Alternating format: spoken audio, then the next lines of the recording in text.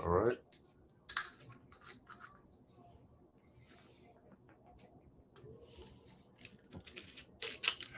All right, Shalom. First and foremost, I want to give all praises, honor, and glory to Yahweh, Bahasham, Yahweh Shai, Bahasham, Racha Kodash. Double honors to the elders and the apostles of Great Millstone, and peace and blessings to the elect. And as you can see in the title, Project Icebreaker and the B.I.S., here's what you need to know. And as you can see now, this is an article from blacklistednews.com, and it's a fairly decent read. And so I've linked it in the description box. I'm not going to read through the whole article, but there are certain chunks, certain points within this article that cover the topic of central bank digital currencies and what is Project Icebreaker. So that's what I'm going to start with. Okay, and then we'll talk about the BIS a little bit, and how does all this relate to what we're seeing right now and the potential use cases. So Project Icebreaker is a project that is currently being, let's say, initiated by the BIS, which is the Bank of International Settlements.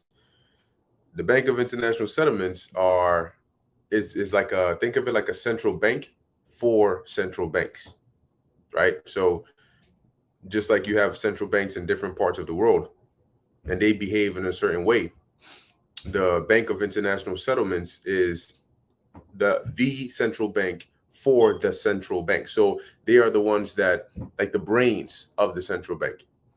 So when you think about a central bank, like you have the Federal Reserve here in the US, the feds or the Fed or the central banks are not loyal to the actual countries, right, or the people there. They're doing business with them, but their loyalty really lies, or their orders come from the BIS. That's like their centralized main hub. When you look up the BIS, it tells you here just a real brief information on it. So it says the Bank of International Settlements is an international financial institution owned by central banks. That, so we know that it's not a this is at the root of it private, right, to some degree, because central banks are not federal; they're private. Like the Federal Reserve, it's just a name, but it's privately owned. So if these central banks are privately owned, which we know are were set up by the central bankers, then the Bank of International Settlements, which is owned by central banks, by definition, is also private. But it has a big role to play, especially with this Project Icebreaker. So it says, uh, so this is owned by central banks that fosters international monetary and financial cooperation and serves as a bank for central banks. The BIS carries out its work through its meetings, programmees, uh, and through the Basel process hosting international groups, pursuing global financial stability, and facilitating their interaction. It also provides banking services, but only to central banks and other international organizations. And this is based in Switzerland, Basel, Switzerland. So the BIS. This is a little bit about the BIS. Now, their project for Project Icebreaker is going to heavily be um, reliant on the use of CBDCs, or central bank digital currencies. And on a very high level of this, they they in essence have this icebreaker hub. And the icebreaker hub, as you can see from these image this picture here, the icebreaker hub is like a revolutionized or revamped version of the Swift payment system that we have right now. And this is going to be the regulator between the different international central bank digital currencies. You have like the digital yuan, maybe you have a digital dollar, maybe you have a digital euro or digital ruble, or so on and so forth. And these are all digital currencies that are being used internationally, or they're being used in their own domains. However, when the world shifts away from cash and everything goes digital and everybody is using these digital currencies, they're going to need some way to institute, let basically allow digital currencies to talk to one another. Okay, so that's what it's going to do. It's this project icebreaker is going to connect the different central bank digital currencies and allow them to deal with one another.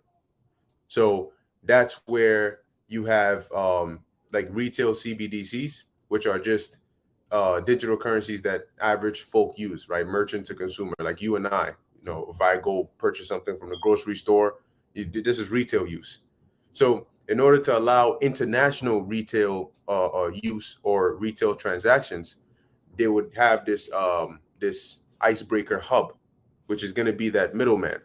So when you buy something from somebody that's like in another country somewhere, right? You pay them, it's instant. But the process is your digital currency goes through to the hub, and then there's some exchange done there, and then they receive that money in their bank account in the form of their central bank digital currency. So that's what this is supposed to do. But it has a far more nefarious plan in between there, because outwardly it just sounds like it'll just be a nice beneficial interconnector between these digital currencies. But the problem with digital currencies by themselves are that it takes away freedom, right? It takes away your privacy, it takes away your freedom, it takes away all of these things. Because once they do away with cash and they introduce a digital currency, they can track everything, every single thing. This means that whatever you buy, whatever you order, whatever you, because everything is pretty much transaction based, even where you go. Because if you are going from one location to another, you have to, some form of payment needs to occur. Oh, did this person buy a train ticket? Did they buy a plane ticket? Did they buy a bus pass? What did they buy? What, and it tells them all of this information. So you have no sense of privacy. Now, if they were to turn around, like the article even goes into it, and I'm bringing out certain points that are mentioned in here, so that, like I said, I'm not going to read through the whole entire thing. But they give a good example of a case where, like this third paragraph, right, where it says, for example, so it says, for example, say you like to eat steak regularly, but the increasingly authoritarian government decides to list red meat as a health risk and a climate change risk due to carbon emissions from cows. So because of that, red meat is dangerous. It says they determined by your purchase history, which they have full access to, that you have contributed more carbon pollution than most people by eating red meat often. They declare you must pay a retroactive carbon tax on your past purchases of red meat. Not only that, but your insurance company sends you a letter indicating that you are a medical risk, and they cut you off, and they cut off your health coverage. So things like this they can do because they have access to all of this. And these central bank digital currencies will be issued and controlled by the central bankers. So there's no middleman. There's no, you don't have tangible assets. It's all digital, and they regulate it. They control it. So if one day they say you are a dissident, or you are somebody that posts, as they like to say, radical or extreme, or you don't see eye to eye with the government, well, they can just freeze your account. And if they freeze your account, then Revelation 13 and 16, right, whether they freeze your account or whether you have an account or not, you'll see the full effect of that. You'll see uh, uh, um, the full effect of Revelation 13 and 16 when they introduce these central bank digital currencies, because the CBDCs phase out all other forms of payment, all other forms of transactions, and this is the only form left. So if they were to freeze your account, you are not you can be a millionaire one day and overnight you can become poor because you have all these funds but you don't have access to them. You have $1 million in your account, but you can't actually go and make any transactions because your account is frozen, or maybe they've put a block on it or something like that. Right now, it also talks about how with these CBDCs, they can create psychological profiles on you based on what you purchased, what products, what things are you interested in, right? And they can track all of these things and put together some digital profile on you. And with this, they can form certain conclusions about you. And then with the implementation of some social credit score system, they can now say, oh, based on your digital psychological profile, which we compiled based on all of this data on your purchase history, we deem that you're the kind of individual that would fall into such category. So we gotta give you this, your credit score drops by this amount. And one of the examples they use here is in here it says maybe you refuse to purchase an annual, messenger RNA booster shot, right? Uh, and then their tracking algorithm makes note of this. So now it says now you are under suspicion for being anti thing because you didn't purchase this. It says, and your social credit score plummets, so that it drops because now they've put you under the label of being an anti V. It says cutting you off from various public venues. Maybe you were even fired from your job, right? Maybe some jobs might say, hey, you can't have a credit score lower than such and such in order to work here. You need to have a credit score at least of such and such. They will implement measures like this because it gives them more control. They get on these jobs and you'll see how much power this project icebreaker will give to the BIS, which is ultimately just a centralized control point for these elites, because they're going to be able to regulate what rules, what agendas are pushed, on different levels. Now, like I said, say these governments, they put pressure on these businesses with different regulations and so on and so forth. So the business has to enforce these. Say you need to have a credit score of X in order to work here. What does that do? That means that the civilians are now having to be forced to behave a certain way so that their credit score does not go down if they want to be able to work at X, Y, or Z. They now need to say, ah, shit. So now I got to go purchase this MR whatever shot so that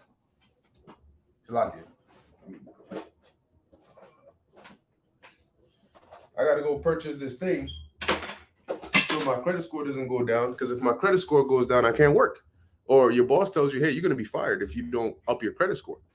See, because now they're under heat from the government telling them you got to do this. And these are just a few examples, the tip of the iceberg, of how deep this control goes. And these are things that the average individual does not consider. Because in their mind they think this it's not really going to happen. It only takes one economic disaster for them to push that CBDC and say, hey, this is the solution. And that crisis will be so bad, that crisis or crises, right? Poly crisis will be so bad that the CBDCs will seem like heaven. That people, oh yes, please, we need this because this is just way too bad. I mean, it's just terrible. Look at how much people were crying for those stimulus checks during the pandemic because people were losing their jobs. They couldn't go anywhere. They were running through their savings, right? Then they needed to implement this moratorium so people couldn't get evicted. You see how much of a relief to people that was. So do you think that people are going to want to hold out when the economy crashes, the dollar tanks and things start going into turmoil? That's going to push people towards whatever solution that they present. And the central banks are going to present it. They're going to say, hey, this is the best course of action. and let's do it. And people are going to jump on it. And once they have this system implemented, it's not about they're trying to get it ready. No, they have it set. They just need to implement it. And once that's done, they're going to be able to do all forms of regulation because they've cut off all of your other options. So you're going to either deal with them or you ain't going to deal at all. And if they tell you now, we've moved this, we've upgraded it to you now, everybody you have what, 6 months, 3 months to upgrade to receiving this micro C hip. Well, guess what? That's what people are going to do. Okay, that's what they're going to do.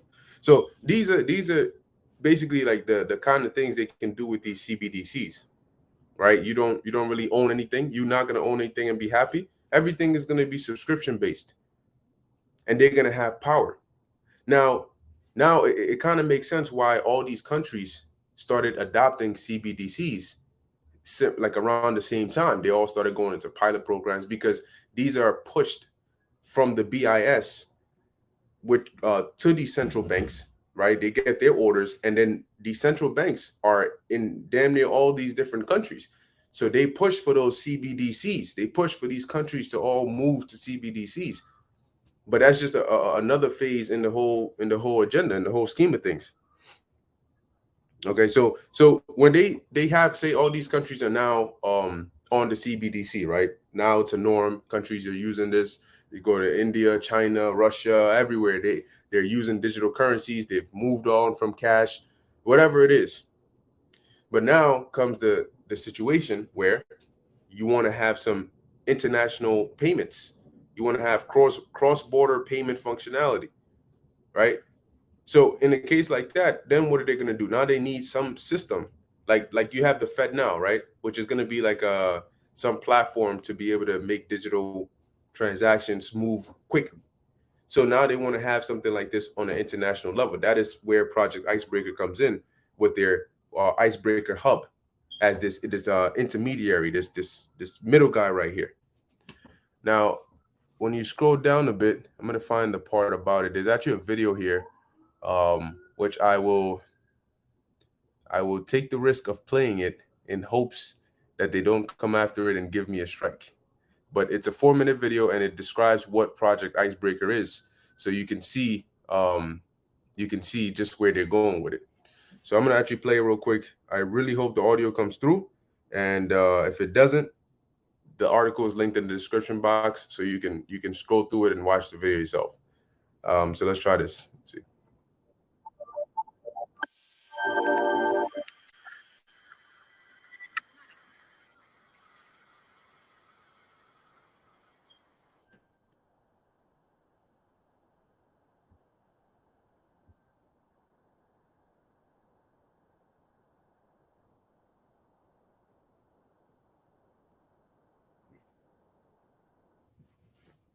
It's lucky I'm just making sure the audio is coming through. If not, then.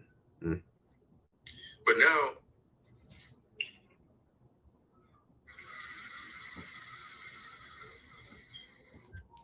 this is just incredible.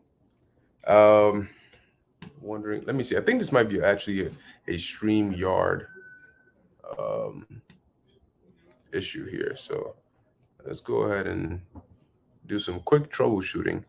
See what's going on. Default. Uh, all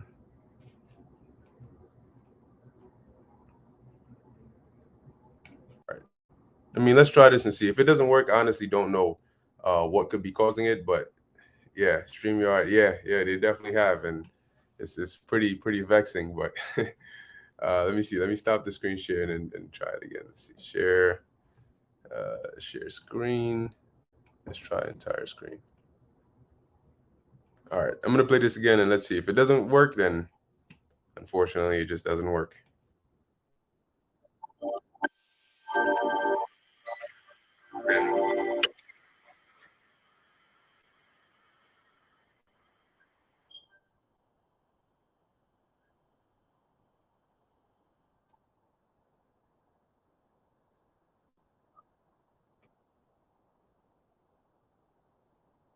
Interesting. So it seems like the beginning part comes through, but the rest doesn't. So um, Slacky about that. After this, I'll look into it and see what exactly is causing that. But for now, I will.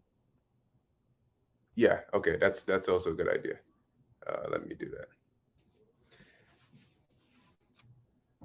Bear with me 1 second while I pull this up. All right, so I'm gonna play this simultaneously. You can hear the audio from the phone, the wireless one, and I'll play the video on here. Okay.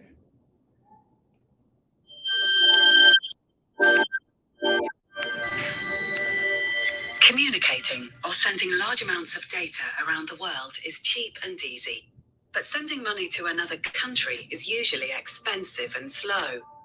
The way money travels across the globe relies on many intermediaries, increasing the complexity, time, and cost of transactions. One of the main difficulties is that most payment systems are designed for domestic payments, not for international payments, and often do not communicate with similar systems in another country. The reasons for this vary, for example, due to differences in legislation and technical systems, and different working hours in various countries. The development of central bank digital currencies, CBDCs, and the underlying technologies that can be used could offer a solution. CBDCs used between consumers and merchants are known as retail CBDCs. Retail CBDCs could offer advantages such as faster transactions, more competition in payments, lower risks, and safety in the form of central bank money. Countries around the world are researching and experimenting with retail CBDCs, with many pilots underway. The central banks of Israel, Norway, and Sweden have joined forces with the B.I.S. Innovation Hub Nordic Centre in Project Icebreaker, which aims to explore how retail CBDC systems can be linked together to enable efficient international payments. Project Icebreaker is exploring a specific model linking national retail CBDC systems together. The Icebreaker Hub routes payments and allows national CBDC systems to talk to each other, despite being based on different technologies. In this project, different distributed ledger technologies used by each country for their proof of concept CBDC systems were connected to the Icebreaker Hub. Let's see how this works. Say Alice in Stockholm wants to send money to Noah in Tel Aviv to pay for a camera she bought online. When she enters Noah's payment address and the amount into her mobile app, the Icebreaker Hub helps her find the best available exchange rate. This is calculated from the rates foreign exchange providers submit to the Icebreaker Hub. Alice's payment is then broken down into two payments. One in Swedish e-krona to a foreign exchange provider in Sweden, and another in Israeli digital shekels from the foreign exchange provider in Israel to Noah. These two payments are coordinated using a form of digital escrow known as a hash time locked contract, HTLC. The payment from Alice to the foreign exchange provider will only be released if the foreign exchange provider has paid Noah. If no foreign exchange provider can exchange Swedish e-krona for Israeli digital shekels, the Icebreaker Hub will find a bridge currency, for example, Norwegian krona, that can be exchanged for both Swedish e-krona and Israeli digital shekels, and will use that to bridge the gap. Swedish e-krona are exchanged for Norwegian krona, which is in turn exchanged for Israeli digital shekels. The hub will always choose the payment path that is cheapest for the payer. The benefits of the model demonstrated in the project are: it enables cross-border interoperability, allowing systems with different technologies to talk to each other in a standardized way. It reduces settlement and counterparty risk by the use of coordinated payments in central bank money. It allows increased competition and choice for consumers by decoupling payers from specific foreign exchange providers, as well as through the use of bridge currencies. It helps reduce costs. It helps achieve increased cross-border reach. It is scalable, easily connecting the systems of many countries. It is fast. Transactions take just seconds to complete. And CBDC does not need to leave a national CBDC system. Project Icebreaker has demonstrated that central banks can implement different technologies for their national CBDC systems that meet their needs and enable cross-border payments with minimal requirements. Further areas of work are still necessary, but the lessons so far can guide central banks when designing their national retail CBDC systems. Project Icebreaker, breaking new paths for cross-border payments. So there you go. There's Project Icebreaker for you. I'm gonna break the ice. But as you can see, this is a system that is put in place to work with, um, to work with these central bank digital currencies within these different nations, and it's to be that bridge. Now, keep in mind that they mentioned a bridge currency.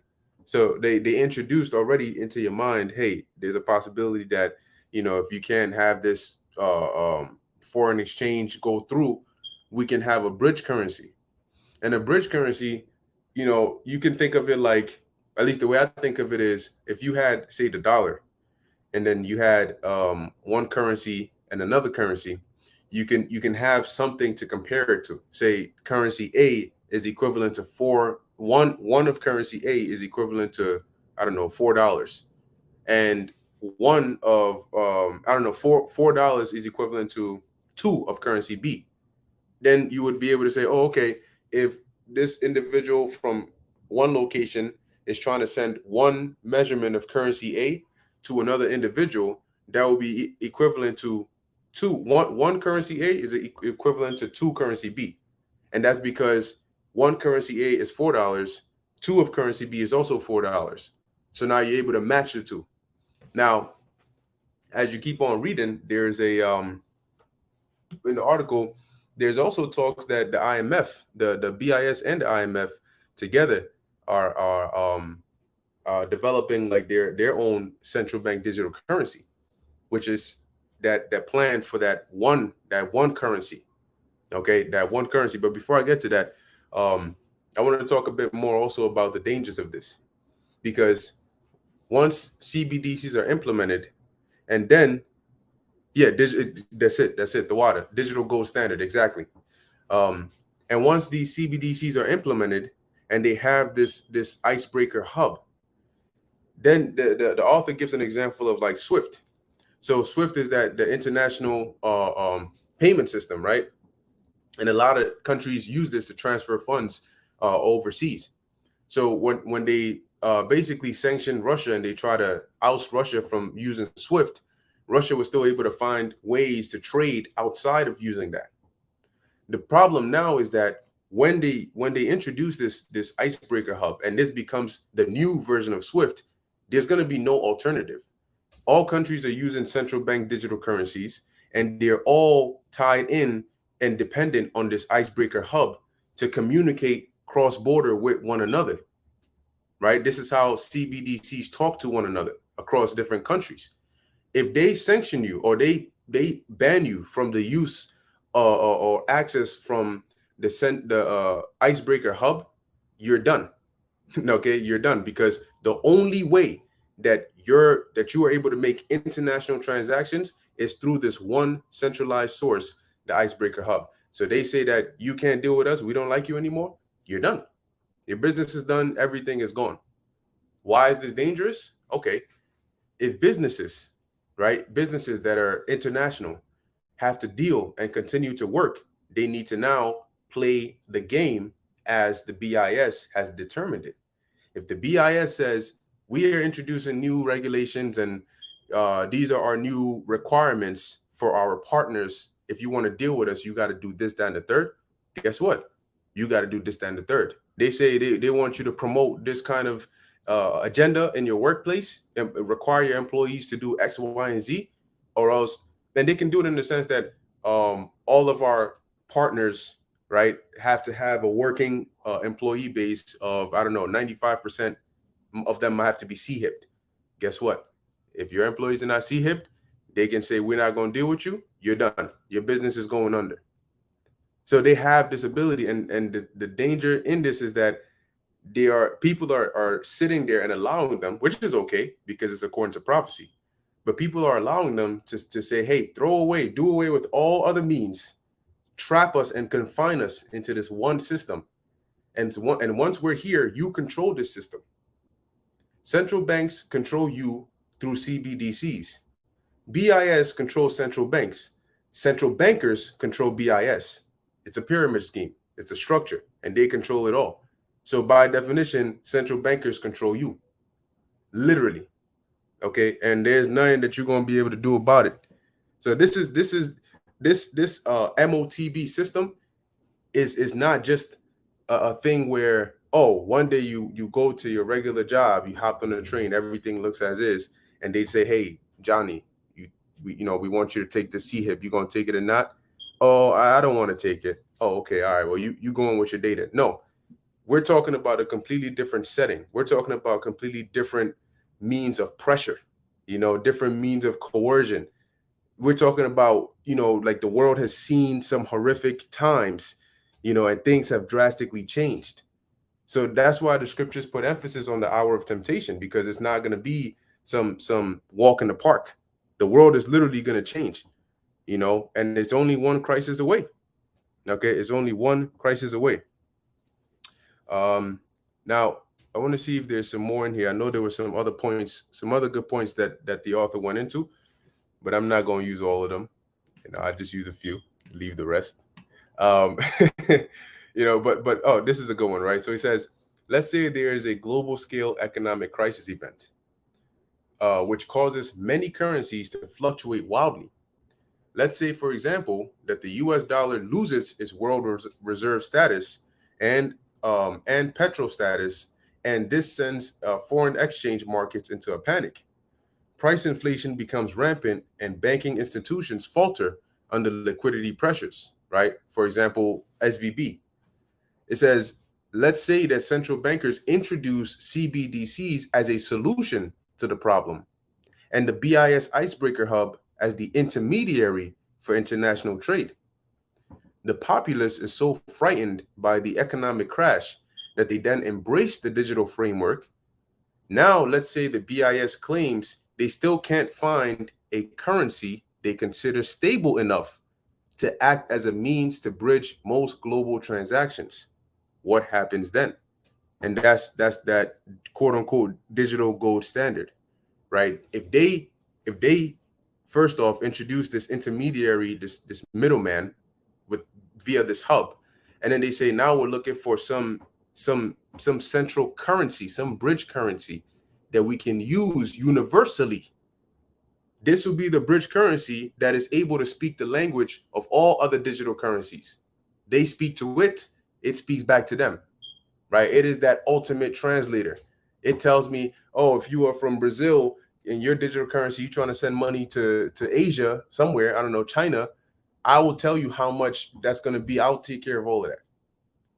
So say now they come out with their like it says here, right? Luckily for all of us, the BIS and the IMF have been working on their own global CBDC. So say they turn around and say, okay, now we found a global CBDC that can be that perfect middle currency. And then eventually they can pitch the case. Well, if we have a global digital currency that is doing this translation between other digital currencies, why do we still have the trouble, or why should we still go through the trouble of having a middleman talk to this? Why not just do away with the different types of central bank digital currencies and just stick to this one global central bank digital currency? And then ta-da, right? We have this one. I like the way the author puts it in these last few paragraphs. So I'll just read what he said. It says, well, luckily for all of us, sarcasm, uh, the BIS and IMF have been working on their own global CBDC. In the case of the IMF, this one world currency would be based around the spatial drawing rights basket system they have been using for decades to broker currency transfers between national governments. The BIS then uses this one world currency product as the bridge for icebreaker going forward. Eventually, the BIS, IMF, and various central banks. Because remember, they're all together, they're all on the same team. And that's not on your team, that is on their team. Okay. These people have managed to accumulate so much power. These central banks are not here for your benefit. They don't give a damn about you. They are here. Think of them as foreign agents that are working for their corporation in your country. They're here to work with you, not for you. And if it's they're doing what's in their best interest, okay? So if it's in their best interest to manipulate rates, interest rates, like they are now, to where your currency crashes, so they can introduce their version for you and push that on you, guess what? They're gonna do it. So it says, so they pose this question, right? Why are we bothering with these national currency exchanges when we have a perfectly good bridge currency in the form of this one world CBDC? Why don't we just get rid of all these superfluous national CBDCs and have one currency for everyone? Wouldn't that be convenient? Wouldn't that be better, more ideal? And keep in mind that as they introduce these deeper phases into their plan, the mindset of the people are also in different phases. Because the way people are going to be thinking after CBDCs are implemented, it's not going to be the way they're thinking now. Chances are, since they've already been pushed into CBDCs, they will be more primed or readily available to then transition to a one type of CBDC, as opposed to just jumping straight from here there. That's why they move incrementally, because at each stage, the minds of the people, they get introduced to something new, then they get used to it. Then they go another step further, then they get used to it, and they go just like that. But just know that right now, it ain't gonna be a smooth. A lot of people have already caught on to what's happening, so they're not gonna come with some smooth type of way of doing it. They're gonna come and they're gonna more than likely do a crisis. Okay, lock it.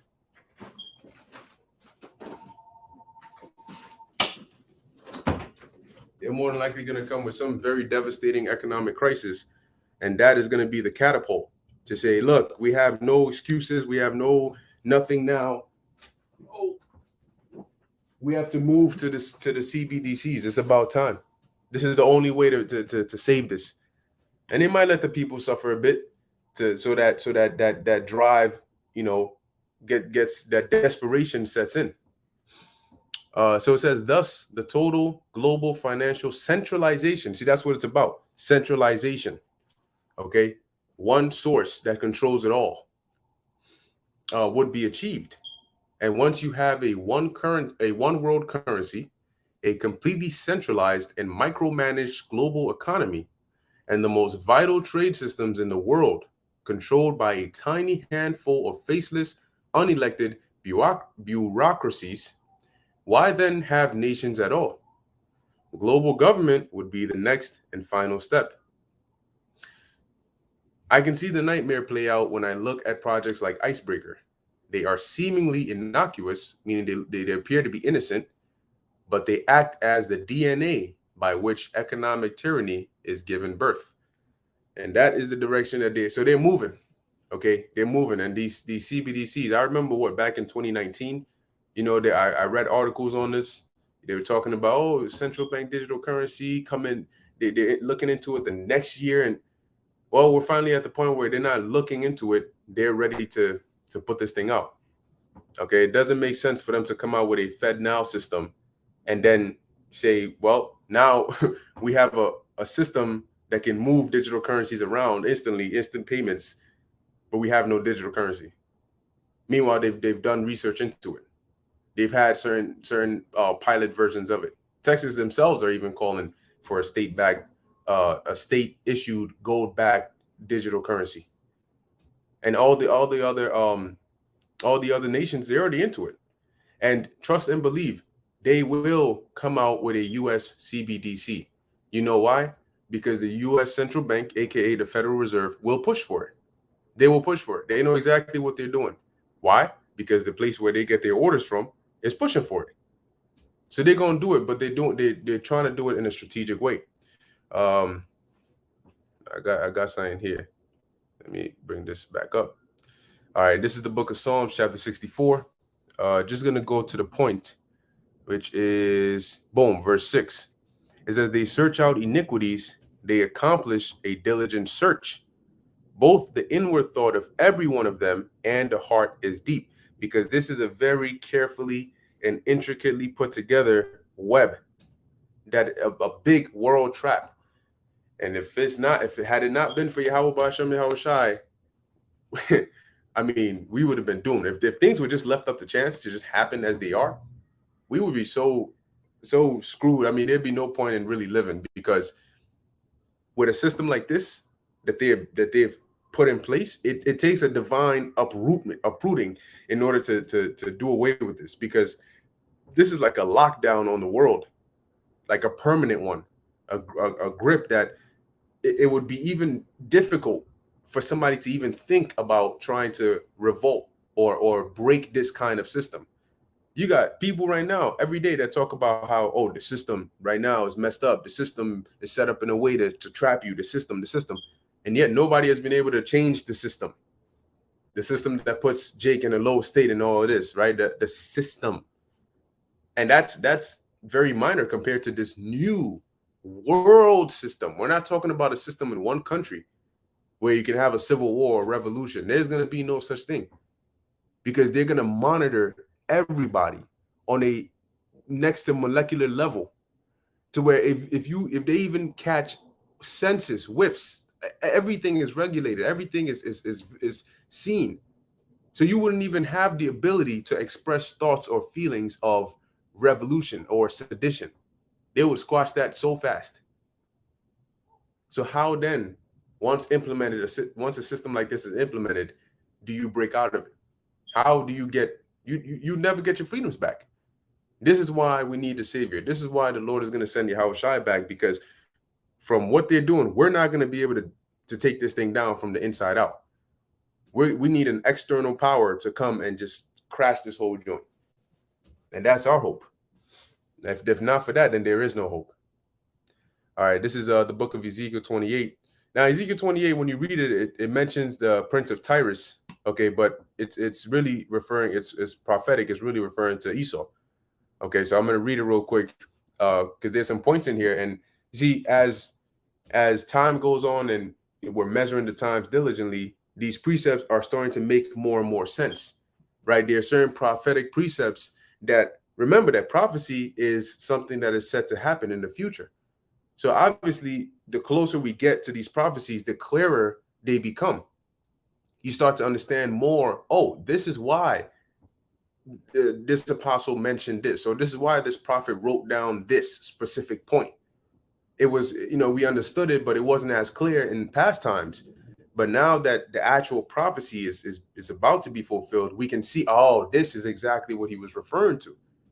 Or because what's going to happen is eventually we're going to see the same thing that Ezra saw. Right? What Ezra saw that made him write down the things that he wrote, 2nd Ezra 15, 2nd Ezra 16, what the Apostle John saw that made him write down the things he wrote in Revelation 13 and 14 and so on and so forth. We're going to see those same things that they saw. Because remember, they saw our future, and we're headed straight for our future. So we're going to see those scenes. We're going to live through it, and we're going to understand perfectly this. Okay, this is what made Ezra say, woe is me, who's going to deliver me in those days? Like, I understand that, right? This is why the Apostle John said, no man might buy or sell, save he that had the MARK. Now I see how robust the system is, that literally nobody can buy or sell except you have this. See, so as we warp speed into these prophecies, they're going to become even more and more crystal clear and solidified. So verse Ezekiel 28:2, it says, Son of man, say unto the prince of Tyrus, thus saith the Lord power, because thine heart is lifted up, meaning that they're proud. And thou hast said, I am a God, I sit in the seat of God, in the midst of the seas, yet thou art a man and not God, though thou set thine heart as the heart of God. Right. And this also links up with 2 Thessalonians, the 2nd chapter. Okay, let's get that real quick. Because it's the same God complex that this devil has. There we go. Second Thessalonians chapter 2, verse 3. And also it can be tied in with Revelation, right? Because it mentioned sitteth in the midst of the seas. And when you read Revelation 17, it talks about Babylon being the whore that sitteth upon many waters. Let's see if I can find that verse. Uh, Here it is, the first verse. So let's first read Second Thessalonians. It says, "Let no man deceive you by any means, for that day shall not come except there come a falling away first," which happened. And that man of sin be revealed, the son of perdition. So who's the man of sin? Who is the son of perdition? Esau, Edom, aka the wicked. No, they're not done away with. They're still here today. Who opposeth and exalteth himself above all that is called God or that is worshipped, so that he as God sitteth in the temple of God, showing himself that he is God. And that goes along with what? Ezekiel 28:2. Right? I'm gonna read the specific part. Because thine heart is lifted up, and thou hast said, I am a God, I sit in the seat of God. Right? So they oppose themselves against God. They try to cross out the Most High, eliminate that, and then they are the new gods, the gods of the new world. It says, in the midst of the seas, yet thou art a man and not God, though thou set thine heart as the heart of God. So it says that in the midst of the seas, right? Thy seat in the midst of the seas, which when you go to Revelation 17:1, speaking of Babylon, um, which today that's that's Esau or Esau's Babylon personified, or vice versa, however you want to put it. But there's that close knitness between Esau and Babylon. So it says, and there came one of the seven angels which had the seven vials, and talked with me, saying unto me, Come hither, I will shew thee the judgment of the great whore that sitteth upon many waters. And I believe the last verse explains that whore is actually a city, all right, which is Babylon. Um, so verse 3 says, Behold, thou art wiser than Daniel. There is no secret that they can hide from thee. And how is this? Because the Lord has granted them the ability to do so in this time. The scriptures say that the children of this world are in their generation wiser than the children of light. And the children of light are the Israelites. The children of this world are the Edomites. And they are wiser in their generation, which is this time, this age, because they need to be in order to fulfill these prophecies. An average individual cannot get up and think about this kind of world structure, this kind of world scheme. This isn't something they got up last night and decided. This has been in the workings going back to, this is the result of Mayor Amschel Bauer, and likely even before him. These Rothschilds really are just the reincarnation of some other ancient family coming back with the same spirit, same agenda. Right? And so in this generation, behold, thou art wiser than Daniel. Now, Daniel had the divine wisdom to where he could not just interpret dreams, he could tell you, he could recount another person's dream and then give you the meaning of it. He could, I mean, the Lord blessed him with great wisdom, and not just in interpretation, but in management, and just everything. That's why he was made a president and put in such a high position. So, how are they wiser than Daniel? Well, in this time, the Lord has given them many resources, not just through the left hand side, right? It's all mainly through that, but not just from their spiritual on the left hand side demonic intel, but also through their technology that the Lord has granted them. When you any sect right now that deals with technology, you'll see that Esau usually dominates it with a close Elam and a close Moab, but it's really Esau. That when you look at all these people who came up with the whole structure of like the internet and all these things, which more than likely behind the scenes was Jake doing doing these things, but Esau takes credit. But also you had certain Edomites that the Lord put the spirit on. Okay, like the smith that blew off the coals. The Lord said that he created them. So he put that wisdom into their minds to come up with this. The different scientists, the different, these different people to come up with these different plans, the technology to go with it, how all of these things. But it's through that technology the Lord gave them that wisdom, because this is a very intricate plan that needs to be executed a certain kind of way to fulfill this prophecy. You can't you can't push something on a world scale without some serious, I mean, serious connectivity, serious preparation. I've gave this example before. You can't even push something on a block scale, or people in your group. You got one group and you're trying to get everybody to fall for something you're trying to push. You can't even do that there. These devils are doing it on a world scale. Billions of people from different backgrounds with different history, and they're playing all of these people. So I mean, they're playing on a world scale, man. Uh, it says there is no secret that they can hide from thee, and this right here, this is gonna be super, super. This is gonna be like on steroids. When they set up the system, you will not be able to hide anything.